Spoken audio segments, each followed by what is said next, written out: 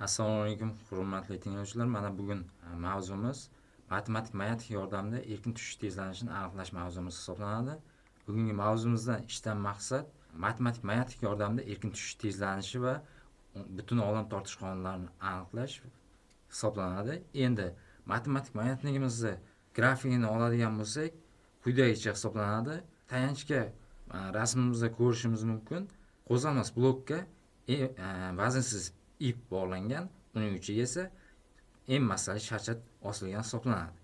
Endi bu yerda og'irlik kuchimiz muvozanat vaziyatida turadi. Ya'ni muvozanat vaziyatida turganda faqat sharchamiz mg kuch ta'sirida turgan bo'ladi.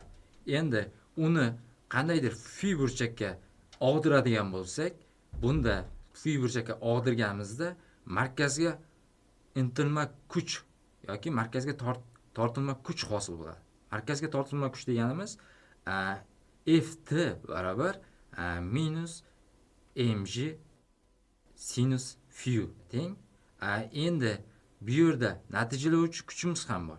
Natijalovchi kuchimiz m barobar f, natijalovchi kuchimiz m barobar a ga teng.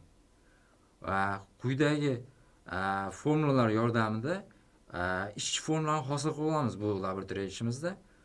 Ishchi formulasi qanday hosil bo'ladi? Boyagi matematik mayatligimizni muvozanat vaziyatidan maksimal 5 gradusgacha og'dirishimiz mumkin. Shunda natijamiz haqiqiy sharoitda olingan natijani beradi. Ya'ni laboratoriya ishimizni to'g'ri bajargan bo'lamiz. Buning uchun phi katta yoki teng, phi kichik yoki teng 5 gradus qiymatda olib olamiz.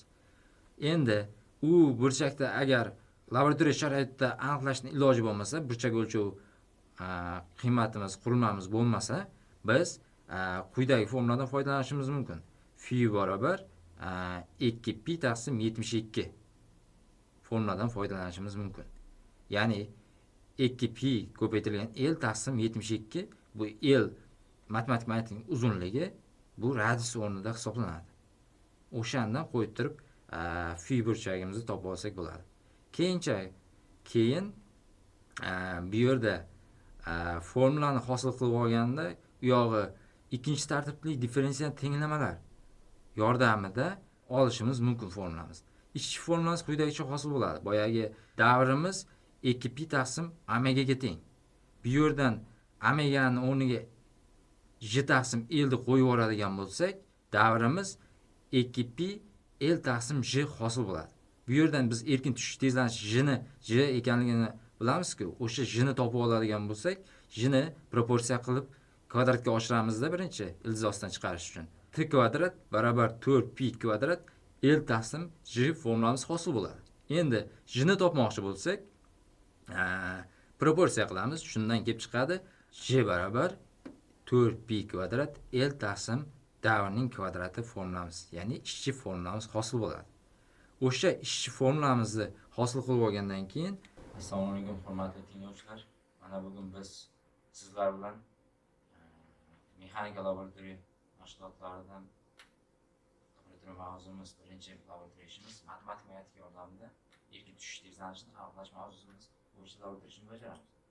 Xo'p, endi bu laboratoriya ishimiz sizlarga ko'rsatish uchun eksperimentning o'zini joylashga qiynaldik. Shuning uchun virtualni ko'rsatib o'tamiz.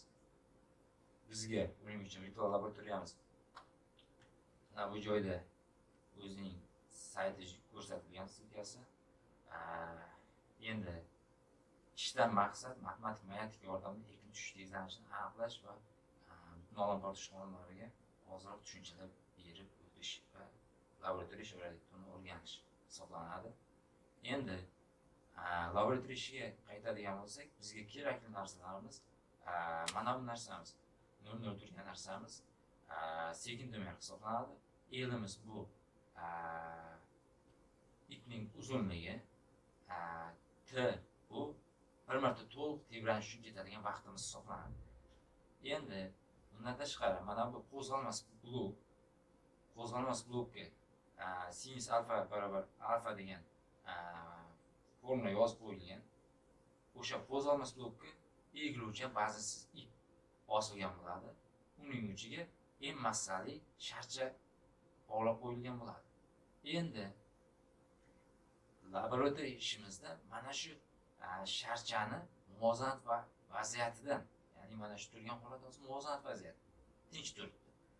O'sha tinch turadigan muvozanat vaziyatdan kuy burchakka buramiz. Yoki o'ng tomonga yoki chap tomonga buramiz. Bu laboratoriya ishida, virtual laboratoriya ishimizda o'zi avtomatik sodir bo'ladi. Endi bu el uzunlik mana bu narsa 1 metr 08 metr turibdi. O'sha narsamiz hisoblanadi, elning uzunligi. Xo'p, endi bundan tashqari bizda mana bu grafikimiz y ning vaqtga bog'lanish grafiki hisoblanadi. Bu yerda qonuniyati, ya'ni formulasi y barobar y maksimum sinus omega t qonuniyati asosida tebranadi. Matematik mayatligimiz. Bu esa tezlikni vaqtga bog'lanish grafiki. Bu tomon tezlik, bu tomon vaqtimiz. Uning tenglamasi v barobar v maksimum kosinus omega t hisoblanadi. Keyingi grafikimiz esa tezlanishning vaqtga bog'lanish grafiki hisoblanadi. Bu yerda tezlanish tenglamasi a barobar minus a maksimum sinus omega t hisoblanadi. Endi sizlarga ma'lumki, matematika kursi, ya'ni trigonometriya bo'limidan, matematikaning trigonometriya bo'limidan oladigan bo'lsak, sinus omega t bu burchak qiymati hisoblanadi. Sinuslar teoremasidan, kosinuslar teoremasi va boshqa tenglamalardan foydalanib ishlaydigan tenglamamiz hisoblanadi. Endi bundan tashqari biz xususiy hosilaviy ikkinchi tartibli differensial tenglama asosida buni ishlaymiz. Ya'ni mana bu y qonuniyat asosida tebranayotgan jismimizdan bir marta hosil oladigan bo'lsak, tezlikni beradi. Mana y maksimum sinus omega t. O'shandan hosil olyapmiz, kosinus omega t ni beryapti. Chunki sinusning hosilasi bizga ma'lum, kosinus omega t ni beradi. Endi tezlikdan hosil oladigan bo'lsak, tezlanishni beradi. Tezlanishda minus ishora olganligiga sabab bu kosinusning hosilasi minus sinusga teng, sinus alfaga tengligi. O'shaning sababli minus a maksimum sinus omega t hosil bo'lgan. Omega barobar 2 pi taqsim t. Bu yerda pi'miz bilasizlar 3.114 ga teng son qiymati. Gradus o'lchovini oladigan bo'lsak 180 gradusga teng. Siklik chassamiz omegamiz. T'miz esa davr. Davrni yuqorida aytib o'tdik nima ekan. Davrni topadigan bo'lsak, davr barobar 2 pi ilzosida l taqsim j. L taqsim j'miz bu omegadan kelib chiqyapti. Omegamiz o'zi omega kvadratimiz j taqsim l taqsim j ni beradi. O'shandan buni formulamiz kelyapti. Ya'ni omegamiz l taqsim j, omega kvadratimiz l taqsim j ga tengligidan kelib chiqadi. Xo'p, endi biz birinchi ishni bajarganda 3 ta natija olamiz. Fizik laboratoriyalardan bilamizki, kamida minimum 3 marta laboratoriyadan natija olishimiz kerak. Buni nisbiy xatoligini aniqlash uchun. Buning uchun biz birinchi 50 sm, ya'ni 0.5 metr uzunlikda qilib olamiz matematikimizning uzunligini va laboratoriya ishini bosamiz. Xo'p, birinchi 0.5 metrda oladigan bo'lsak, tebranish davrimiz 1.4 sekund ekan.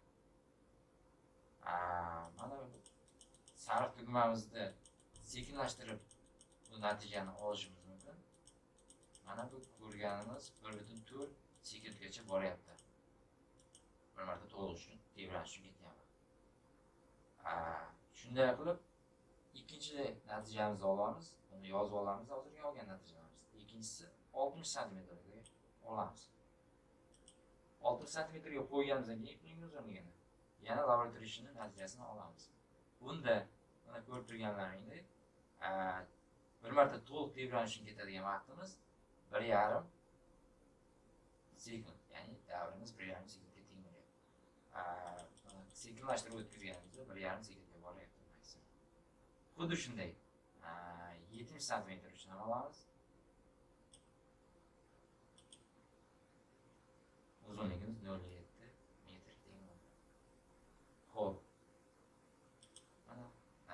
oladigan bo'lsak, bunda davrimiz 1,7 sekund. Bu yerda millisoniyalar, millisekundlar olinmagan, shuning hisobiga faqat o'rtadagi qolgan qiymatlar ko'rinmagan. Bundan bir qiymatdagi vaqtni olyapmiz. Shu 3 ta qiymatni yozib olamiz. Ya'ni birinchi 0,5 metr uchun olganimizda davrimiz 1,4 sekundga teng bo'ldi. 0,6 metrga olganimizda davrimiz 1,5 sekund bo'ldi. Xuddi shunday 0,7 metrga olganimizda davrimiz 1,7 sekund bo'ldi. Biz mana bu ichki formula asosida birinchi qiymatni hisoblab topamiz. Boya virtual laboratoriyamizda natija olganimizda birinchi 0,5 metr uchun davrimiz, ya'ni matematik mayatning uzunligi 0,5 metr uchun davrimiz 1,4 sekund kelib chiqdi. O'sha qiymatni topadigan bo'lsak, formulamizga qo'yib turib 4 pi kvadrat L taqsim t kvadrat formulaga qo'yganimizda hisob kitobimizdan J'miz 10,6 metr taqsim sekund kvadrat qiymati kelib chiqadi. Xuddi shunday ikkinchi natijamiz 0,6 uzunlikdagi matematik mayatikdan olinadigan bo'lgan natijamizda bu yerda ikkinchi jadvalimizda ikkinchi qiymatni aytib o'tish yodimdan ko'tarilibdi. N'imiz bu bir marta to'liq tebranish soni. Bir marta to'liq tebranish 1 ga teng. 2 marta to'liq tebranganda 2 ga teng bo'lardi. Xo'p, endi xuddi shunday ikkinchi natijamizda, tarjima natijamizda tebranish davri 1,5 sekundga teng bo'ldi.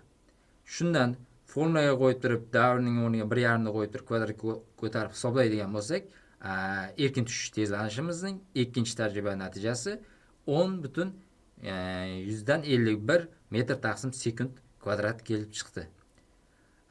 Xuddi shunday uchinchi natijamizni hisoblaydigan bo'lsak, ichki formulaga qo'yib 0,7 metr uzunlikdagi 0,7 metr uzunlikdagi matematik mayatikdan olgan tarjimamizni hisoblaydigan bo'lsak, unda tebranish davri 1,7 sekundga teng. O'shani formulaga qo'yib hisoblaydigan bo'lsak, 9,55 metr taqsim sekund kvadrat chiqdi. Endi bu yerda savol tug'ilishi mumkin. Nimaga virtual laboratoriya bo'lsa ham qiymatlarimiz bir marta to'liq tebranish uchun uzunligi har xil chiqyapti? Sabab bu yerda biz vaqtni boya oldik 1,4, 1,5, 1,7. Bu yerda qo'shimcha 10dan 1 qiymatgacha aniqlikda oldik biz. 100dan 1, 1000dan 1 qiymatlarini olganimizda qiymatlar ochiqroq bir-biriga yaqin qiymatlar chiqardi. Yaxlitlash hisobiga yaqin hisoblash uchun mana shunday qiymatlar oldik. Endi keyingi narsamizda biz bu erkin tushish tezlanishining o'rtacha qiymatini topishimiz kerak. 3 ta tajriba laboratoriya tajribalarining o'rtacha qiymatini olish uchun bizda quyidagi formulamiz hosil bo'ladi. J o'rtacha barobar J1 plus J2 plus J3 taqsim 3 formulamiz. Ya'ni o'rta arifmetik qiymatini topish formulamizdan foydalanib o'rtacha qiymatini topishimiz mumkin. J1 ning o'rniga 10,106 metr taqsim sekund kvadrat plus J2 ning o'rniga 10,151 metr taqsim sekund kvadrat va J3 ning o'rniga 9,155 metr taqsim sekund kvadrat qo'yib turib 3 ga bo'ladigan bo'lsak, o'rtacha qiymatimiz, erkin tushishning o'rtacha qiymati 10,104 metr taqsim sekund kvadrat qiymat kelib chiqdi. Endi keyingi jadvalimizdagi keyingi qiymatni oladigan bo'lsak, delta J absolyut xatoligi, ya'ni laboratoriya natijamizning absolyut xatoligi. 3 ta tajriba oldik, uning o'rtachasini oldik. O'shani xatoligini, absolyut xatoligini topadigan bo'lsak, absolyut xatolik formulasi delta J'miz indeksida bu tajriba sinov natijalarining sonini qo'yib ketaveramiz. Birinchi natija, ikkinchi natija, uchinchi natija deb i'ning o'rniga qiymatlarni qo'yib ketaveramiz. Endi bu yerda delta J barobar modul ichida J o'rtachadan ayiramiz tajriba sinov natijalarini. J1, J2, J3 va hokazo. Bizda 3 ta natija olingani uchun 3 ta qiymatdan foydalanamiz. O'shanda olinadigan qiymatlarimiz 10,4dan ayiradigan bo'lsak 10,6 metr taqsim sekund kvadratni necha qiymat chiqadi? 0,2 metr taqsim sekund kvadrat. Ya'ni delta J birimiz 0,2 metr taqsim sekund kvadrat kelib chiqdi.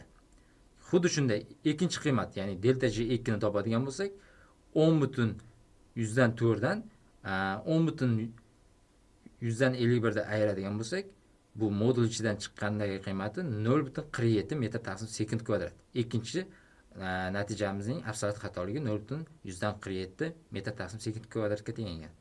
Uchinchisini oladigan bo'lsak, xuddi shunday boyagi 10,104dan 9,55 qiymatni ayiradigan bo'lsak, 0,49 metr taqsim sekund kvadratligi kelib chiqadi. Endi xuddi shunday keyingi jadvalga o'tadigan bo'lsak, keyingi jadvalimiz delta J o'rtachani topish ekan.